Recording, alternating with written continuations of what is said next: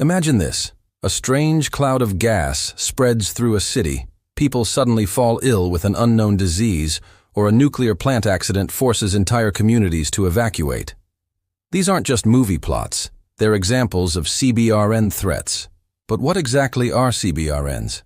Today, we'll break down what this term means, why it's so important, and how the world prepares for these rare but extremely dangerous events. CBRN. You might have heard this term in the news, but do you really know what it means? Well, put simply, CBRN stands for chemical, biological, radiological, and nuclear. These four categories describe some of the most serious hazards to human life, the environment, and even national security.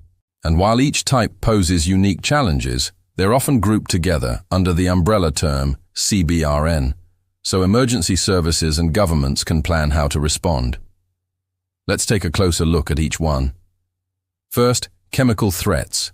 These include things like nerve agents, mustard gas, or even industrial accidents where toxic gas leaks into the air. Exposure to these chemicals can cause burns, breathing problems, or even death within minutes.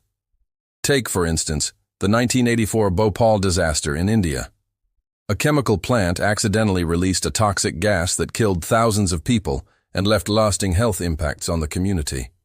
It's considered one of the world's worst industrial disasters.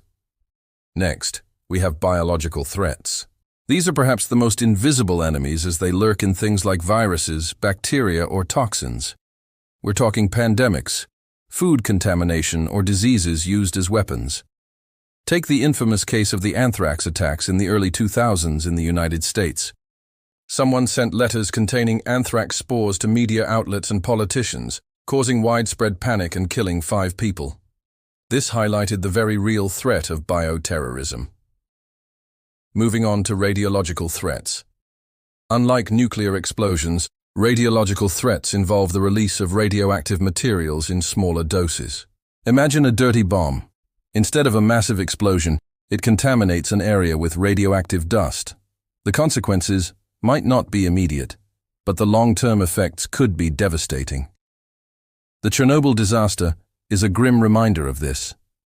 A malfunction at a nuclear power plant in Ukraine led to a partial meltdown and the release of radioactive material.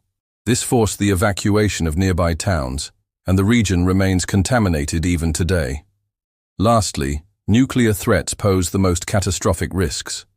Nuclear weapons not only cause enormous explosions, but also release deadly radiation. The bombings of Hiroshima and Nagasaki during World War II are tragic testaments to their destructive power. These events, along with the Chernobyl disaster, raised serious concerns about the use and safety of nuclear energy and weapons. So why group these very different threats together under the CBRN umbrella? It's all about the response. Even though these incidents are rare, when they occur, they can be overwhelming. They can strain hospitals, spark widespread panic, and disrupt entire economies. That's why governments worldwide invest heavily in CBRN defense, training first responders, establishing emergency systems, and stockpiling equipment to safeguard their people. But what can you do as an individual?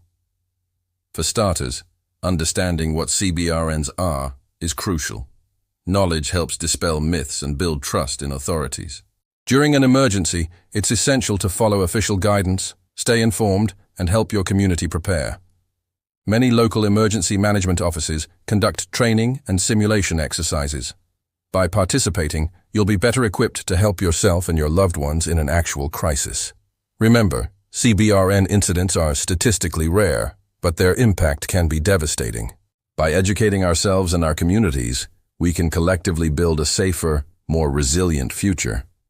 So now you know CBRN stands for chemical, biological, radiological, and nuclear threats. These are some of the most dangerous challenges humanity could face, but with preparation, knowledge, and international cooperation, the risks can be managed.